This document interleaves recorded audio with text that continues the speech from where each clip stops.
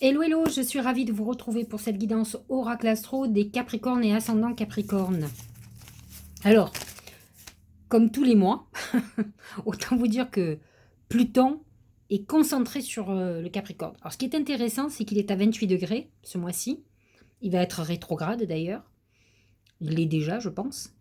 Et il annonce la fin du parcours de Pluton dans votre signe. Et ça, c'est une bonne nouvelle. Parce qu'en fait, cela dit, Pluton est venu transformer votre manière de voir les choses, de fonctionner. Et il vous a permis d'aller vers quelque chose ou une personnalité nouvelle. Ça n'a pas obligatoirement été simple. Ça a pu amener des ravages dans votre vie, des chamboulements, des séparations, des chamboulements professionnels. Donc, ça n'a pas été simple, mais en tout cas, c'est souvent bénéfique. En tout cas, vous allez vous préparer pour une nouvelle époque, puisque Pluton, tranquillement, arrive bientôt en Verseau.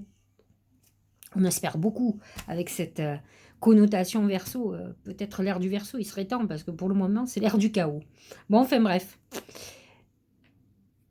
Le Gémeaux est positionné dans votre maison 6, qui est la maison de la santé et de l'activité, des routines habituelles, le travail quotidien par exemple. C'est vrai que le Soleil met la lumière sur ce thème-là, ces deux thèmes-là. Il n'est pas improbable, lorsque Mercure va rentrer dans le signe, que vous soyez amené à vous poser beaucoup de questions ou à travailler beaucoup plus de façon intellectuelle. Peut-être d'un autre côté, au niveau santé, à vous prendre beaucoup la tête et à avoir peut-être des maux de tête, des problèmes psychologiques, des perturbations. Ça, c'est tout à fait possible. Lorsque le Soleil va passer en Cancer, il va passer dans votre signe complémentaire et opposé. Vous le voyez comme vous voulez, mais en tout cas, les deux sont justes. Et c'est votre foyer, votre couple qui va être un sujet de préoccupation. Et pourquoi pas, ça peut être bien. D'autant plus qu'actuellement, quand même, ce mois-ci, vous avez beaucoup de planètes en taureau. Et le taureau est un signe ami pour le Capricorne. Et se positionne dans la maison 5, qui est la maison des enfants, de l'amour et de la chance, des loisirs, de tous les plaisirs. C'est un moment où vous allez avoir peut-être envie un peu de lâcher. Il faut savoir que le Capricorne, c'est un signe de maîtrise qui a besoin d'être très... Il est très ancré, il est déterminé, il est rigoureux. Il s'embarrasse pas de certaines choses. Et là, pour le coup, le taureau, qui est un signe de terre aussi, est beaucoup plus léger. Beaucoup plus... alors, il peut être très déterminé aussi, il est très ancré aussi, mais les plaisirs, ça fait partie de sa vie. C'est un signe, j'allais dire, plus joyeux, plus bon vivant. Alors que bon, le Capricorne, si on prend l'exemple, par exemple, de, comment s'appelle-t-il, de Depardieu, qui est Capricorne, c'est quand même un épicurien, il aime bien boire, il aime bien manger, il aime bien tout, quoi. C'est donc, ça ne veut pas dire que les Capricornes n'ont pas de vie, tout dépend de beaucoup de choses, mais en tout cas, ces planètes en taureau vont amener chez vous beaucoup de choses très intéressantes. En plus, une Vénus en taureau amène des relations amoureuses assez, j'allais dire, prolifiques, mais ça amène aussi cette abondance financière qui peut être la vôtre. Peut-être une période de chance, hein, c'est peut-être le moment de jouer, par exemple, au loto. Voilà, voilà pour, en gros, les planètes en bélier sont dans la maison 4, qui est la maison du foyer. Il peut y avoir des conflits avec Mars, des règlements de compte. Ça peut être aussi, il peut y avoir une négociation sur un achat immobilier ou une vente, tout simplement, ou peut-être des discussions de famille sur une succession. Ça fait partie des choses qui sont là. Attention à Neptune qui est en poisson, il y est toute l'année, hein, il touche surtout le dernier décan, qui amène quand même des quiproquos, des choses un peu floues dans les discussions. Et le Capricorne n'aime pas le flou. Il aime bien les choses carrées, justes. Donc ça peut être un peu problématique. La pleine lune du 14 juin, elle n'est pas hyper enthousiaste pour vous, parce qu'en plus, la lune en Sagittaire est positionnée dans votre maison 12. Et donc, c'est une période très introspective. C'est une période où cette pleine lune peut mettre le doigt sur des problèmes chez vous de santé ou psychologiques. Ça peut être aussi des problématiques par rapport à votre vie professionnelle et la volonté de changer certaines choses parce que ça vous prend la tête, ça vous mine. C'est peut-être le terme le plus exact, ça vous mine. Donc, ça va, cette pleine lune va exacerber ces problèmes certainement pour vous montrer, parce qu'en fait c'est ça une pleine lune, elle est révélatrice, elle va appuyer sur ce qui fait mal pour que vous voyez, c'est ça qu'il faut donc que tu règles, c'est ça dont il faut te libérer et te débarrasser. Donc automatiquement, quand vous avez des pleines lunes et que vous êtes mal par rapport à une situation, si c'est l'affectif qu'il faut régler. Il n'y a pas de hasard, c'est des moments de révélation et d'accélération. Par contre, la nouvelle lune qui va être en cancer à la fin du mois est dans votre signe opposé du cancer, donc il touche le premier décan, donc il va toucher les premiers décans des Capricornes.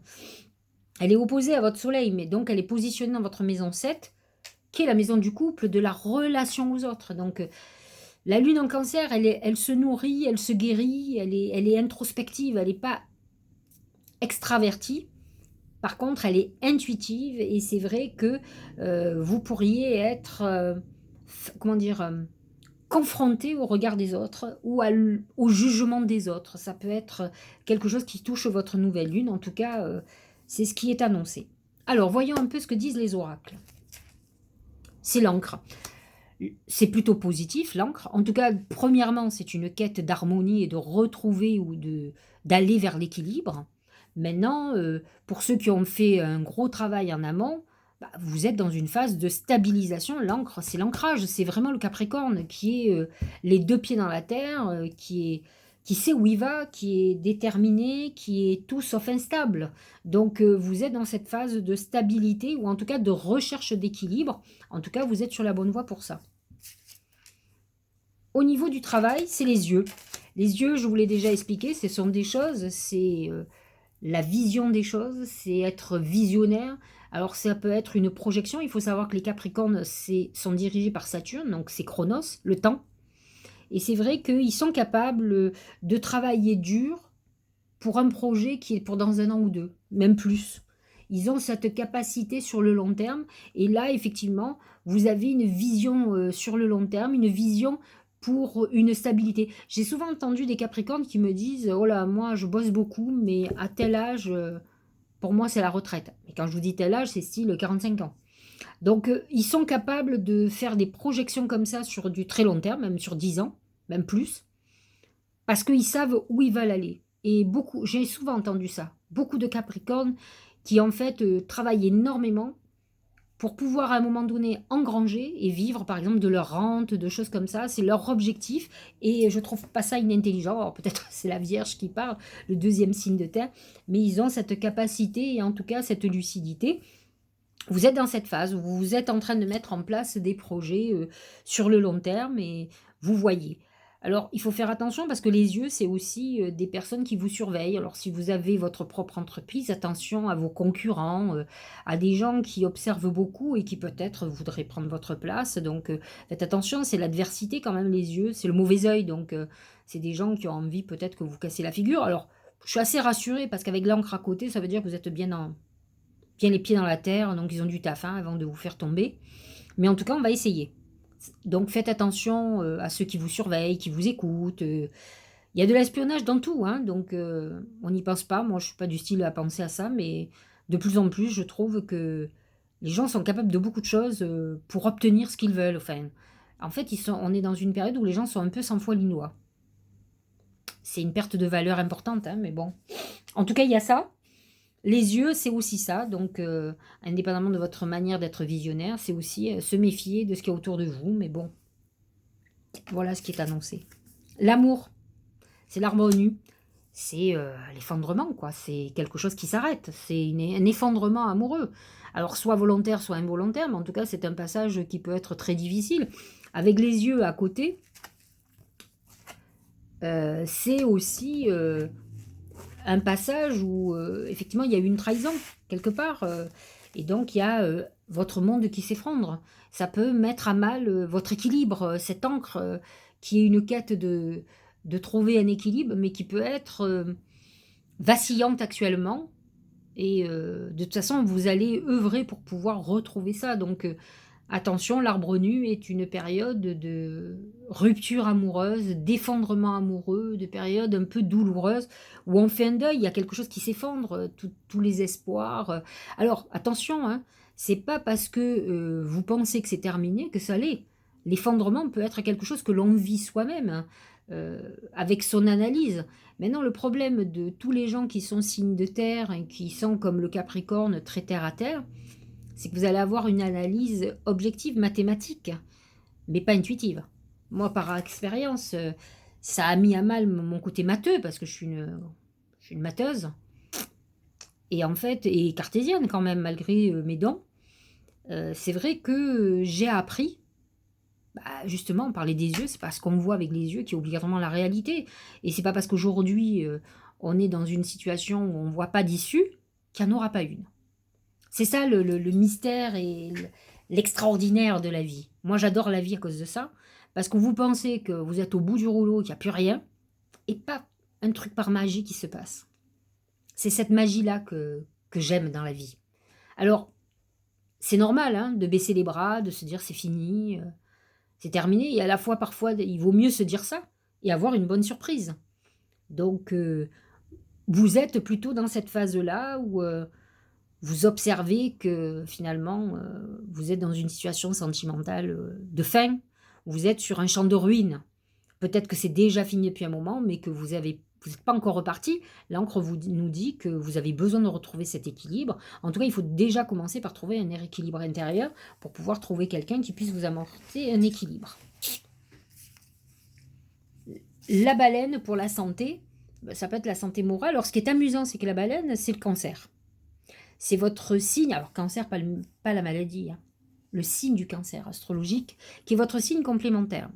Et comme je vous l'ai dit, il y a une nouvelle lune qui est le 30 juin, qui est très importante, puisqu'elle est dans votre maison 7, votre relation aux autres. J'ai envie de vous dire qu'à partir de la fin du mois, il peut y avoir des revirements de situation. Vous pouvez avoir une situation importante justement avec quelqu'un du signe du cancer. C'est votre signe complémentaire.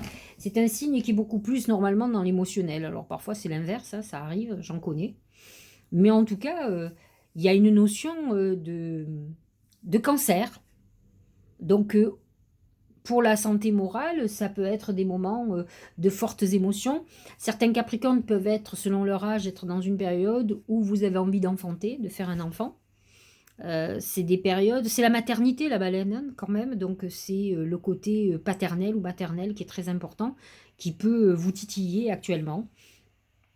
C'est pas obligatoirement, c'est des soucis gynécologiques aussi, tout ce qui est féminin, vous voyez, sur le bas-ventre, si vous êtes un homme, ça peut être la prostate, des choses comme ça. C'est ce bas-ventre, ce côté gynéco ou sexuel qui peut être problématique actuellement. En tout cas, c'est pas parce qu'on a des relations sexuelles qu'on va enfanter, mais ça peut être une période de frustration à ce niveau-là. Alors, il faut faire ce qu'il faut. Hein. Vous êtes des adultes. Hein. Il faut laisser de côté les jugements. Et qui va vous juger? À part vous. Soyez un peu cool avec vous. Soyez moins dur, moins à cheval sur les principes. Parfois, il y a des sexualités curatives. Réfléchissez à ça. Le Tao nous parle des abysses. Encore, on est dans l'eau. Hein. Alors, bien sûr, vous allez me dire, le Capricorne, c'est pas un signe d'eau, bien sûr. Mais le Cancer, oui, son signe complémentaire. Danger, engloutissement. Ça me fait penser à l'arbre mort. Caractère imprévisible, conditions hasardeuses, sentiments obscurs, insécurité, confrontation à la peur et courage. C'est une période un peu difficile pour certains Capricornes et ascendants Capricorne. Vous allez être confronté avec quelque chose qui va vous échapper. Le Capricorne, c'est la maîtrise de tout. Et là, on a l'impression qu'il y a un truc qui part en fumée, que vous n'avez pas vu venir et sur lequel vous n'êtes pas à la maîtrise. Alors, quand c'est comme ça, il faut se recentrer sur soi parce qu'en fait, on a la maîtrise sur nous-mêmes, pas sur les autres. Donc, voyez ce sur quoi vous pouvez agir et lâchez sur le reste. Laissez faire la vie va faire les bonnes choses. Regardez. La réponse. Écoutez votre cœur, regardez en vous, alors tout s'éclaire. C'est un peu cette introspection que je vous disais, cette lune en Cancer. Ça va être la pleine lune en Sagittaire aussi, qui est un moment introspectif très important où on cherche la vérité. C'est celle-là, hein, c'est la pleine lune du 14 juin. Hein. Vous allez être dans une période, alors ceux qui vivent une rupture, quelque chose qui s'est effondré, un deuil quel qu'il soit, hein, vous allez avoir besoin de réfléchir, de vous recentrer sur vous-même, pour voir où vous en êtes et où vous voulez aller, hein. C'est très important. En tout cas, les oracles ont l'air de dire que si vous arrivez à cette introspection intelligente, c'est-à-dire de ralentir les choses et de vous écouter, vous aurez les réponses, hein. Ça, c'est sûr et certain. Aimer sans condition. Ça, c'est dur, hein. Moi, je trouve que c'est le plus dur, ça. Moi, je suis assez conditionnelle, j'avoue. L'évolution voudrait qu'on aime inconditionnellement. Alors, je vais être honnête avec vous. Tous ceux que je vois aimer sans condition, ils souffrent, hein. En fait, ils se prennent des coups sans arrêt. Ils aiment quelqu'un, voilà tout. Et ils acceptent de souffrir. Bon, je suis pas trop maso, j'avoue. Là, c'est ce qu'on vous dit pour les Capricornes. De toute façon, les Capricornes ont un mode de fonctionnement, je dis souvent, pas gentiment, mais c'est pas méchant non plus, ce sont des handicapés de l'amour. Ah, là, j'entends hurler tout le monde. Un peu moins les femmes, qui ont envie toujours de vivre l'amour, mais les hommes se protègent beaucoup de leurs sentiments, un peu comme le Cancer, ils se mettent dans leur... Ils s'emmurent. Le Capricorne, lui, il met une muraille tout autour de lui. Vous voyez même pas ses réactions. Vous voyez même pas, vous savez même pas s'il vous aime ou pas. Alors, je dis pas qu'il va pas faire, il a des moments passionnés, mais hop, il se ressaisit pour pas perdre la tête, pour pas perdre la maîtrise. C'est dur, hein. Alors, aimer sans condition, il y a du taf, hein. Il y a du gros travail, hein. Bon, mais peut-être que c'est la solution. Si vous êtes en réflexion sur une rupture, c'est peut-être le moment de savoir qu'est-ce qui allait pas. Vous savez, souvent, c'est l'intention première qui compte. Ça, c'est un problème féminin. C'est-à-dire qu'elles sont dans une période, pour vous donner un exemple, que vous compreniez bien, elles sortent d'une histoire compliquée, donc elles veulent surtout pas d'engagement, elles veulent pas être amoureuses, mais elles ont bien envie de vivre une histoire. Donc dans leur tête, elles vont trouver un mec, un sex friend, je parle pour les femmes là, mais ça peut être pour les hommes aussi. Ça, c'est le début. Puis elle rencontre un mec, putain, ça marche vachement bien, quoi. Alors le mec il est dans la même idée qu'eux. Mais entre-temps, elle change d'avis. Elle se dit, quand même, m'accroche quand même, hein, parce que finalement, ça me plaît d'être amoureuse, finalement. Sauf que la première intention, c'était pas ça. Et la première intention, c'est celle qui fait l'attraction. On attire quelqu'un qui est dans la même optique que vous, pas dans l'optique d'engagement. Alors, comment on fait après? Soit on lâche prise, on laisse faire la vie, soit on passe à autre chose. Mais en tout cas, c'est une problématique. Donc réfléchissez bien quand vous avez vos intentions. Essayez de ne pas déroger entre-temps, de ne pas décider que d'une histoire ponctuelle, on en fait une grande histoire d'amour. Parce que finalement, peut-être que le monsieur que vous avez rencontré, lui, il est toujours sur la première optique du début, finalement. Et il se dit, bah, elle savait que je voulais pas m'engager. Qu'est-ce qu'elle attend aujourd'hui? De quoi elle me parle? Elle me parle d'histoire d'amour. Bien sûr, oui, j'ai des sentiments, mais j'aime avant tout ma liberté. En tout cas, c'est ce que je cherchais. Je cherchais une femme avec de la liberté. Donc c'est très très long avant que... Je dis pas que c'est pas possible, hein, mais ça veut dire qu'il va falloir avoir une grande patience pour que le monsieur qui était dans une optique, une intention première, qui n'est plus la même, ou que vous n'avez plus la même, change d'avis. C'est long. Parce qu'il n'avait peut-être pas prévu non plus. Allez, on regarde le dernier. Se laisser bercer. Ça me fait penser encore au Cancer, vous voyez, à votre signe complémentaire. Écoutez, regardez, hein. Laisse-toi bercer par les eaux de la vie. On est encore dans l'eau. Vous voyez, on a parlé des abysses tout à l'heure, de la baleine, on est dans l'eau, l'encre. Vous voyez, je trouve que c'est très marin tout ça. Je sais pas quel rapport vous avez avec la marine, mais en tout cas, j'ai envie de rire, mais certaines personnes comprendront pourquoi je ris. Alors laisse-toi bercer par les eaux de la vie, les eaux de la joie, les eaux de l'abondance. Il n'est plus temps de faire. Délecte-toi de ce moment maternant, on est encore dans la baleine, hein, enveloppant et empreint de douceur. C'est ça, la baleine, elle essuie des grandes tempêtes et elle ne bouge pas. Elle peut assumer des grosses tempêtes. Et là, on vous dit de vous laisser bercer par l'eau. L'eau qui est favorable. Il faut pas... Et là, pour le coup, on vous demande de lâcher prise, de ne plus vouloir absolument. Concentrez-vous sur ce que vous avez la maîtrise, votre vie pro, les trucs que vous pouvez décider. Et laissez faire le temps. Alors, c'est vrai que c'est long, hein, ça ne veut rien dire, hein, il ne faut pas attendre. Tant de même, vous allez avoir quelqu'un qui va vous croiser votre voie et finalement vous dire heureusement que j'ai pas attendu, quoi. Parce que là, j'ai trouvé quelqu'un de super. Laissez faire. En tout cas, on parle beaucoup d'eau et de cheminement sur les flots de la mer ou des océans. Je trouve que c'est des jolies métaphores pour des Capricornes qui ont beaucoup de liens avec les cancers ou les signes d'eau, le poisson aussi. Voilà, j'espère que cette guidance vous aura éclairé, qu'elle va vous apaiser. Et puis, ben, je vous mettez un petit like, un commentaire, partagez ma vidéo, on ne sait jamais, ou abonnez-vous. Et puis je vous dis à la fin du mois, à lundi déjà, ou dimanche, je ne sais pas ce que je vais faire, mais certainement dimanche, parce que lundi c'est Pentecôte. Et puis je vous dis à très bientôt.